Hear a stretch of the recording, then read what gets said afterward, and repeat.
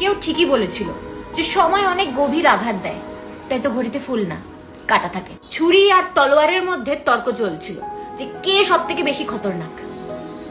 শব্দ পেছনে মুচকি হাসছিল।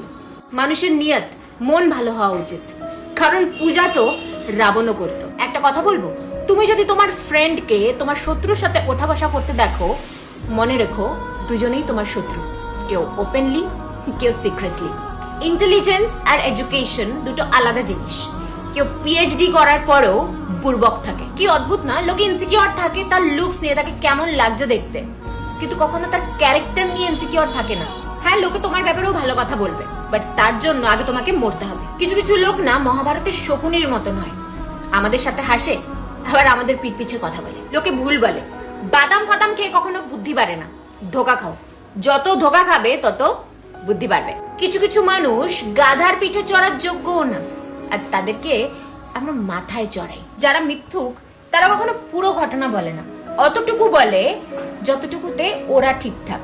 খারাপ সময় ভুলে যাও, কিন্তু খারাপ সময়ের কারণটা যে তাকে কখনো ভুলো না। সবসময় কুকুরই বাফাদার হবে তা তো না, অনেক সময় বাফাদারও কুত্তা হয়। একটা জিনিস মাথায় রেখো, সবাই যদি তোমাকে ভালোবাসে, সবাই যদি তোমার থেকে হ্যাপি হয়, তাহলে তুমি জোকার, কারণ একমাত্র জোকারই সবাইকে হ্যাপি করতে পারে।